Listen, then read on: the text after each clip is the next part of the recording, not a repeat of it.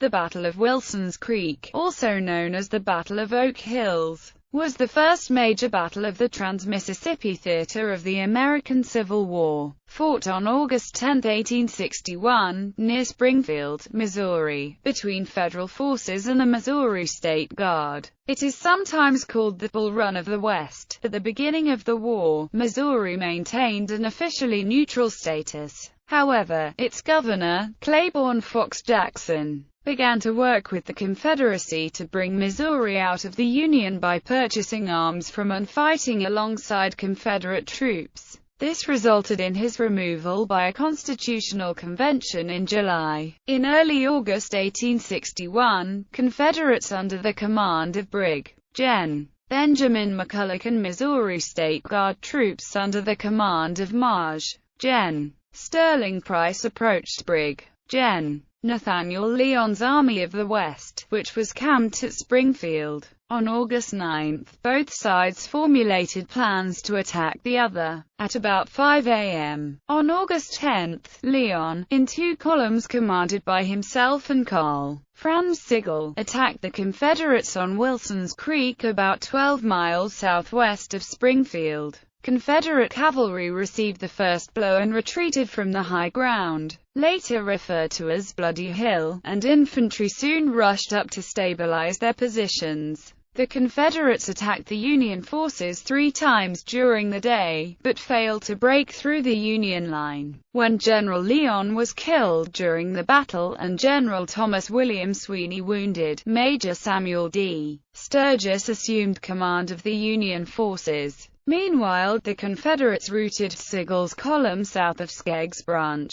Following the Third Confederate attack, which ended at 11 a.m., the Union withdrew. When Sturgis realized that his men were exhausted and lacking ammunition, he ordered a retreat to Springfield. The Confederates were too disorganized and ill-equipped to pursue the retreating Federal forces. The Confederate victory buoyed Southern sympathizers in Missouri and served as a springboard for a bold thrust north that carried Sterling Price and his Missouri State Guard as far as Lexington. In late October, a convention organized by Jackson met in Neosho and passed out an ordinance of secession, although the state remained in the Union for the remainder of the war. The Battle of Wilson's Creek effectively gave the Confederates control of southwestern Missouri. Today, the National Park Service operates Wilson's Creek National Battlefield on the site of the original conflict. Background: at the beginning of the American Civil War, Missouri declared that it would be an armed neutral in the conflict,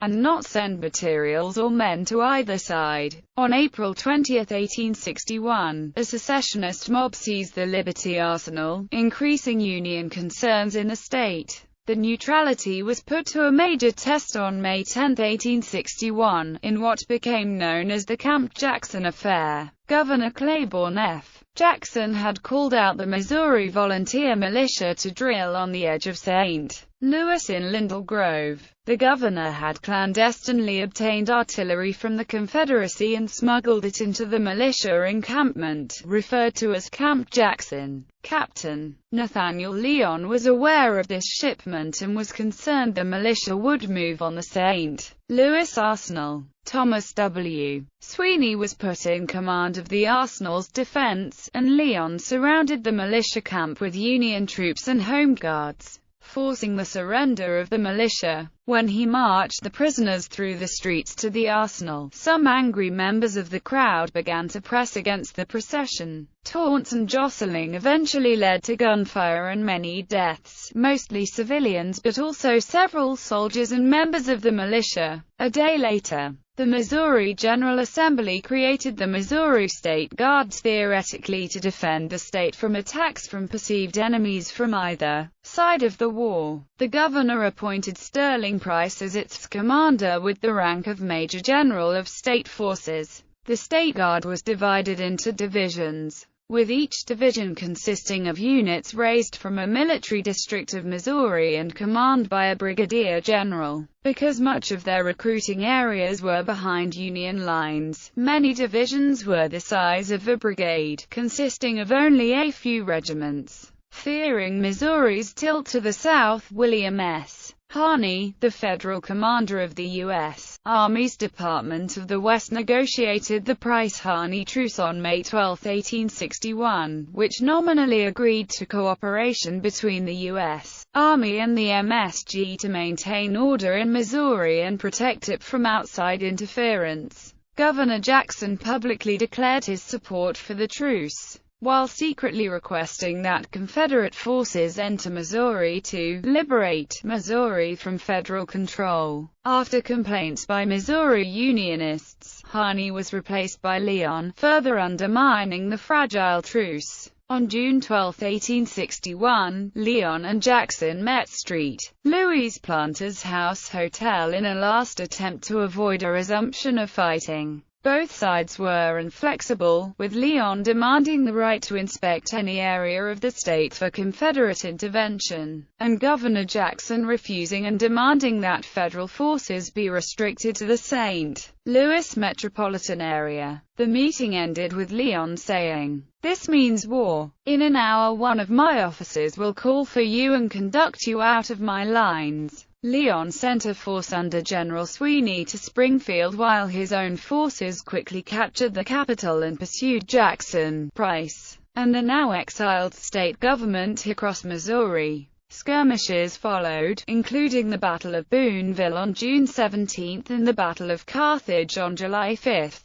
In light of the crisis, the delegates of the Missouri Constitutional Convention that had rejected secession in February reconvened. On July 27, the convention declared the governor's office vacant and selected Hamilton Rowan Gamble to be the new provisional governor. By July 13, 1861, Leon's army of approximately 6,000 men was encamped at Springfield. His force was composed of the 1st, 2nd, 3rd, and 5th Missouri Infantry, the 1st Iowa Infantry, the 1st Kansas and 2nd Kansas Infantry, several companies of regular Army infantry and cavalry, and 3 batteries of artillery. He divided the units into 4 brigades commanded by Major Samuel D. Sturgis, Colonel Franz Sigel, Lieutenant Colonel George Andrews, and Colonel George Dietzler. By the end of July 1861, the Missouri State Guard was camped about 75 miles southwest of Springfield and had been reinforced by Confederate Brigadier General Benjamin McCulloch, and Arkansas State Militia Brigadier General N. Bart Pierce, making the mixed Missouri-Arkansas Confederate force over 12,000 strong. They developed plans to attack Springfield, but General Leon marched out of the city on August 1 in an attempt to surprise the Southern forces.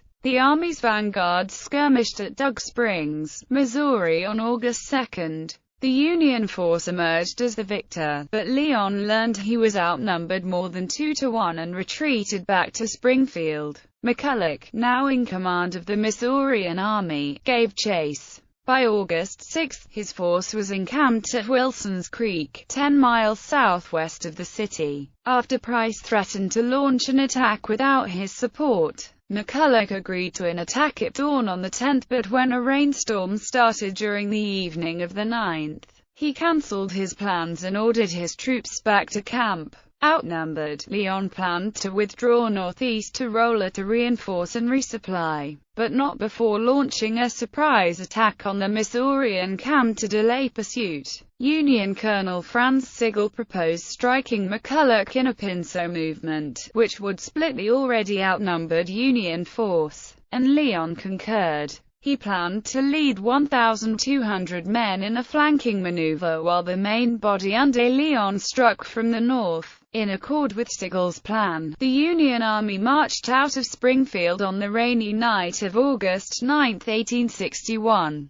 leaving about 1,000 men to protect supplies and cover the retreat. Opposing forces. Union-Confederate battle. At first light on the morning of August 10, the Union began a surprise attack on the opposing forces. Leon's force overran the enemy camps and took the high ground at the crest of a ridge which would become known as Bloody Hill. Early Union hopes for a rout were dashed, however, when the artillery of the Pulaski, Arkansas battery unlimbered and checked the advance. which gave Price's infantry time and cover to organize lines on the south slope of the hill. Leon organized a line on the southern slope of Bloody Hill, from which he launched an unsuccessful counterattack. Price launched a series of frontal and flank attacks but was also unsuccessful. A shortage of ammunition in the Confederate Army was a factor in the Confederate defeats. The two Union forces lost contact with each other, with no means of communicating with or supporting each other if anything went wrong. Sigel's attack was successful at first. The brigade arrived in the Confederate rear soon after dawn. Artillery fire routed the Confederate cavalry units, which were encamped at the Sharps farm. Sigel began a pursuit, but stopped along Skeeg's Branch.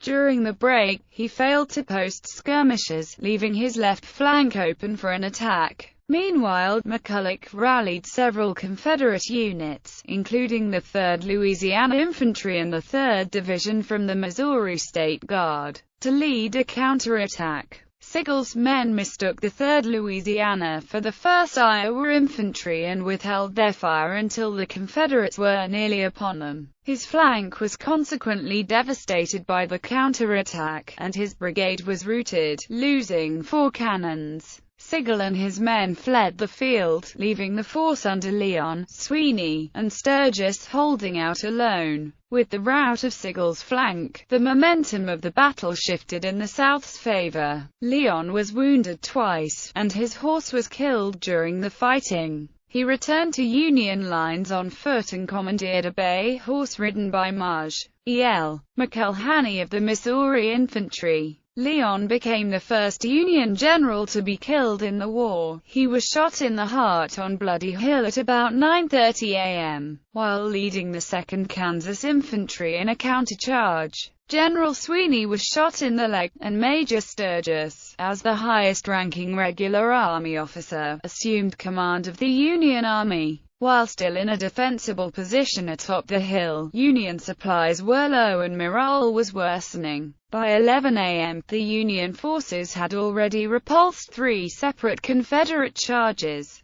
Ammunition and men were nearly exhausted, and Sturgis retreated rather than risk a 4th Confederate attack. Aftermath. The casualties were about equal on both sides, around 1,317 Union and 1,230 Confederate. Missourian, Arkansan soldiers were either killed, wounded, or captured. Though the Confederate force won the field, they were unable to pursue the retreating Union forces to Rolla. Price wanted to start a pursuit of the Union force immediately, but McCulloch refused. Worried about the quality of the Missouri State Guard and the length of his supply line back to Arkansas. With the victory, Price's Missouri Guard began an invasion of northern Missouri that culminated in the First Battle of Lexington on September 20, 1861. The Confederate and Arkansas forces withdrew from the state. After falling back to Springfield, Sturgis handed command of the army over to Sigel. At a council of war that evening, it was agreed that the Union Army had to fall back to Rolla, beginning at 3 a.m. the next morning. However, Sigel failed to get his brigade ready at that time, forcing a delay of several hours.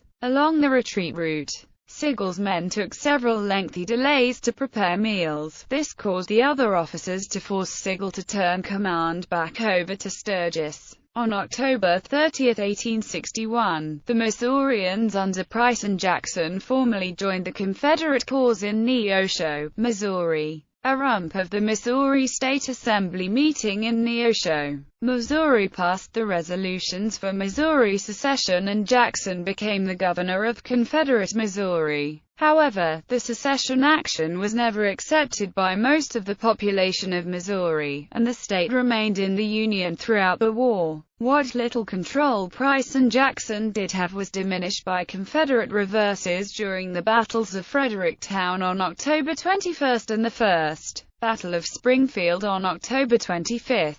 The Confederate state government was soon forced to leave the state. Although Price enjoyed some Missouri victories, notably the siege and capture of Lexington, he did not have the popular support to remain in the field, eventually retreating to northwest Arkansas. After 1861, he was commissioned as a Confederate major general and led his forces in battles in Arkansas and Mississippi. While there were smaller incursions and skirmishes in Missouri, Price did not return to Missouri with a major force until 1864. Nevertheless, Missouri suffered extensive guerrilla warfare between Unionists and pro-Confederate bushwhackers such as Quantrill's Raiders and Bloody Bill Anderson. Throughout the war, by early 1862, Federal forces had effectively pushed Price out of Missouri. An army under Union General Samuel Ryan Curtis pursued Price into Arkansas, where General Earl Van Dorn assumed command of combined forces led by Price and General Ben McCulloch. Outnumbered, Curtis nonetheless defeated Van Dorn's Confederate Army of the West at the Battle of Pea Ridge, ending Confederate hopes of occupying Missouri. The Battle of Wilson's Creek was the first major battle fought west of the Mississippi River. National Battlefield. The site of the battle in Missouri has been protected as Wilson's Creek National Battlefield. The National Park Service operates a visitor center featuring a museum, a 26-minute film, a 9-minute fiber-optic battle map presentation, and a Civil War research library open to the public. Living history programs depicting soldier life, cavalry drills, musket firing, artillery demonstrations, period medicine, and period clothing are generally held on Sunday afternoons Memorial Day through Labor Day, with the exception of the vegetation and the addition of interpretive hiking trails and a self-guided auto tour route. The 1,750 acres battlefield has changed little from its historic setting, allowing visitors to experience the battlefield in nearly pristine condition. The home of the Ray family, which served as a Confederate field hospital during the battle, has been preserved and restored and is open periodically throughout the summer, with Park Service interpreters dressed in period clothing.